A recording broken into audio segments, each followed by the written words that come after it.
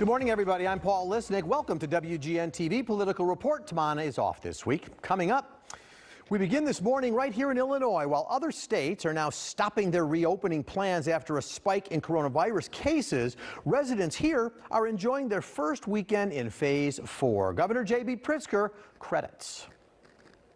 Illinois required face coverings in public at the same moment that we began to slowly open more things up on May 1st. Since we implemented that one change, we saw all the numbers stabilize and then begin to fall. But the governor warns if we see a surge in cases here in Illinois, we'll put restrictions back in place. State Senator Kimberly Lightford is Majority Leader in the Illinois Senate. Her district covers part of Chicago's west side into surrounding towns from Maywood to Westchester. She joins us by Zoom. And Senator, good to see you again. Hi, Paul. It's always a pleasure. So let's talk about the education piece first. So much to talk about with you. The governor has put out guidelines, but he isn't giving schools a rule book on how to proceed. They come up with their own plan, which could lead to some errors and mistakes. I'm just wondering how much say should the government have in the opening of schools as they proceed? Well, I would say that the governor, first of all, has done an amazing job with our COVID-19 crises. I know he's been really concerned about keeping people safe, and particularly our children. I've always been concerned about their education, and it's important that we do have a large say on how things move, but we always keep in mind local control and always want to give those local school districts an opportunity to create a plan that best fits their school district. Keeping in mind that we have over 800 school districts in our state, but I would like for us to make sure that in particular cases where there is no connectivity, in cases where we have not heard from children, they've not logged on, that there's wellness checks done, because schools have always been a safe haven for children too. So I like to make sure there's still some requirements for DCFS and other departments to play a role when we have no connectivity or contact with our students. And I've been looking at the provisions and the suggestions, and it appears that you've got safety points covered, masks, social distancing, those are required. How comfortable is the government, the legislature, with the enforcement of those provisions among the schools? You know, I think there's always room for error. There's always, because we don't know. We've never been in this situation before. I think the State Board of Ed and the superintendent has done a job of trying to make sure that the school districts and the administrators and teachers to the parents and children are all being accommodated, but just no one knew what to do. So I'm hoping that with the rollout of children returning to school, that we allow that local control, but that as a state entity, we still make sure that things are taken care of. If we find errors, if we see shortfalls, that we fix them quickly. I know education's always been one of your top priorities. Let's talk about the state of education in our state. Are you comfortable with the quality of education students have been getting during this pandemic? Any thoughts about how the pandemic will set goals back for these students? I mean, for example, the governor has no increase for K through 12 in the upcoming budget. How much of a setback are we going to experience? Well, I'm very concerned about the setback. When I spoke with the superintendent, I chaired the Senate subcommittee on education during COVID. I've spoken with the superintendent on a number of occasions and expressed my concern around the percentage of connectivity. 66% of our kids were connected, which meant 34%, a third of the state's children were not connected. That was a huge alarm for me. I rang that bell as large as I could. We did go back to the federal government, request more money for technology, for Wi-Fi connectivity. I know Mayor Lightfoot has done a job in making sure that on this next go round that kids are connected too. So some of those challenges that we face, they were recognized and everyone's doing their part to try to address them. I just share concerns in that we moved kids, we don't want to punish them, we move them, but I don't know that they're prepared. So when they arrive, there'll be some additional supplemental services services needed. I believe there will be additional training and development for teachers that are needed. We just have to look at things differently as they are and try to adjust the best way we can to meet the goals. Senator, I want to tap into this passion that you have and talk about sort of the city in general. You grew up in Chicago. You now see storefronts empty because of COVID and because of looting. What is your personal reaction to all of this as a lifelong resident of Chicago?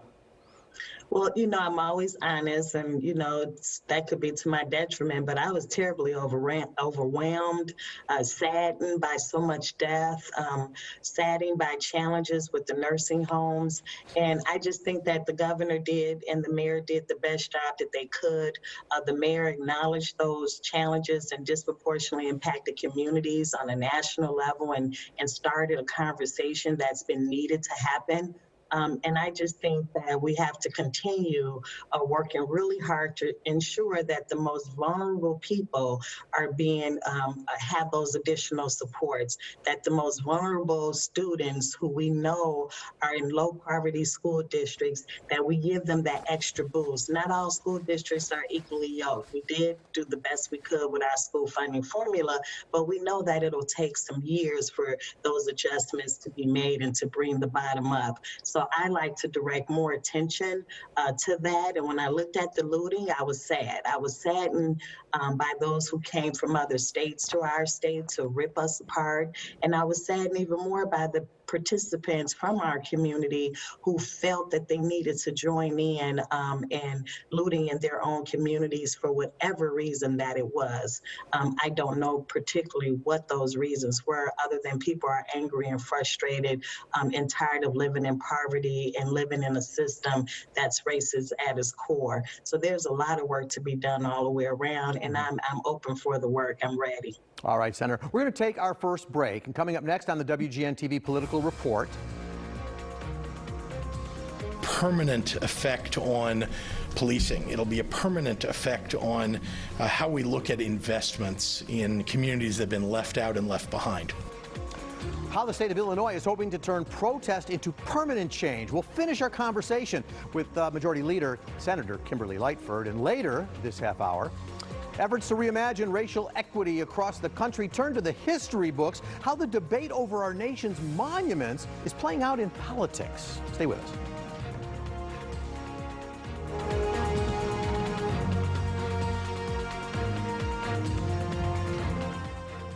Ashley Home Store Stars and Stripes sale is going on now. Get 0% financing for 5 years with 3 months payment assistance. Or save 20% off store-wide, Friday to Sunday only. Book an in-store or virtual appointment today. Ashley Home Store. This is home.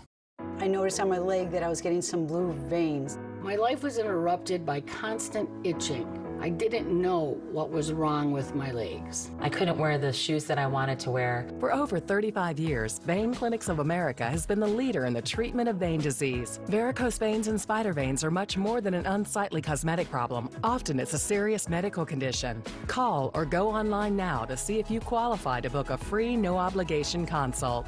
Vein Clinics of America gave my life back. I'm glad I went to Vein Clinics of America, and Vein Clinics of America works. I feel really confident in what I wear and feel cute every day. Thank you for giving me my legs back. Call today, see if you qualify for a free consult or teleconsult. Many procedures are covered by Medicare and most health insurance. Vein Clinics of America. Healthy looks good. Call 1-800-708-9414. That's 1-800-708-9414. Has your loved one died as a result of an opiate overdose? You're not alone. Over 70,000 people die each year from overprescribed medication like OxyContin, hydrocodone, Percocet, and fentanyl. If a doctor prescribed these drugs or similar prescription drugs to your loved one and he or she died of an overdose, call us for a free consultation at 833-OD-DRUGS.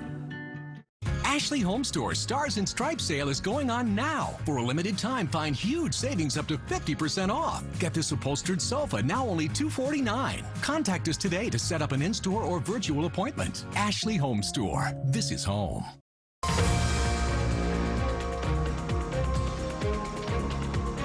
The protest movement that came out of the George Floyd murder I believe will lead to a permanent change. There is real impetus right now, and I'm working with the Black Caucus, with the Latino Caucus, and many others to try to develop policies that will have a permanent impact on the way that we make investments across the state, and making sure that people who have been disinvested from are able to access the dollars that so many other communities have so readily had available to them. Welcome back to WGN TV Political Report, still with Illinois State Senator Majority Leader Kimberly Lightford. Senator, there's so many complex issues going on in all that the state is facing. Let me ask for a moment about the businesses that can't open. I know we're in the phase and many are opening, but look, things like live performance venues, they still can't. Some are saying, look, it's less expensive to just stay closed than to open up. What is your sense of the number of businesses we may lose as a result of the pandemic? Well, I find there could be a challenge in keeping particularly small business open in the communities, but the governor and the legislative body, the Black Caucus, we worked really hard in the Latino Caucus to establish the BIG program to make sure that there are resources available for business development to get them back going. It made sure that the CURES Act dollars were going directly to those entities.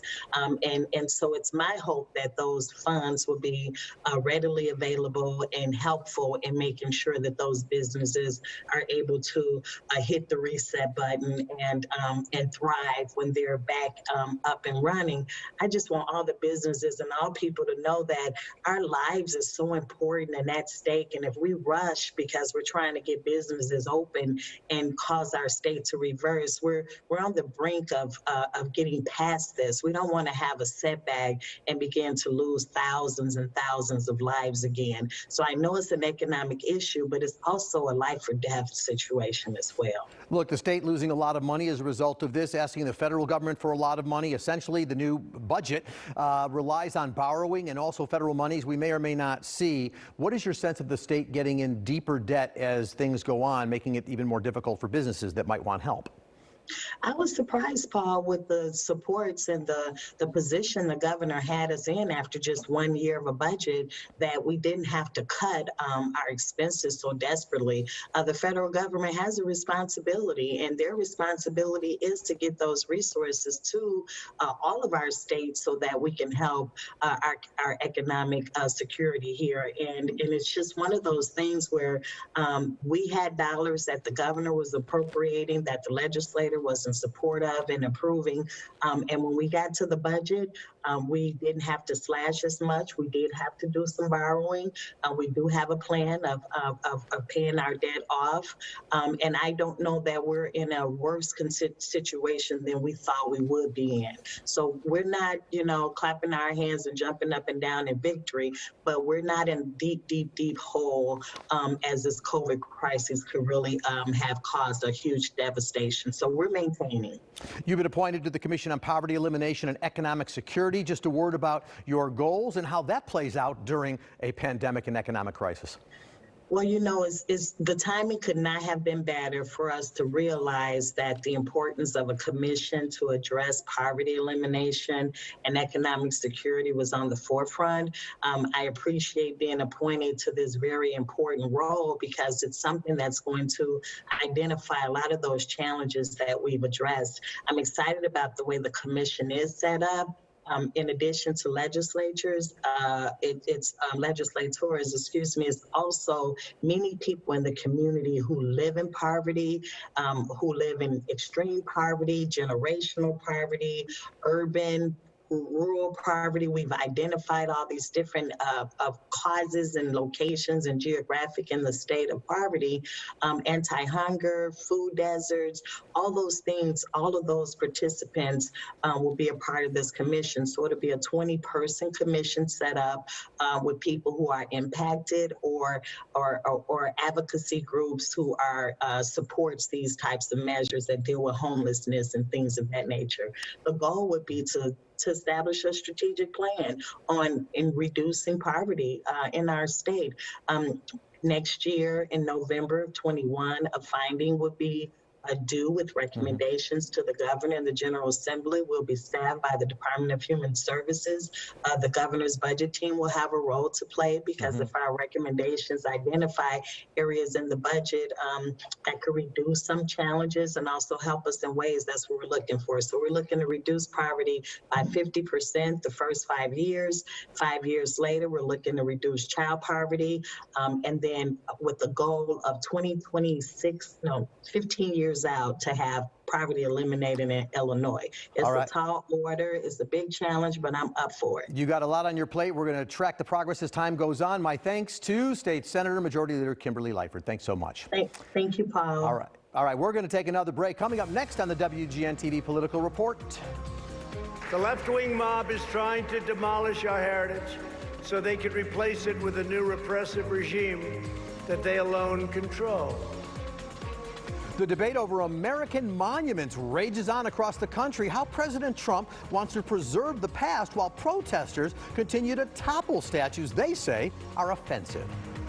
Plus, Republicans follow through on their promise to reshape the American court system. How 200 judges will impact the future.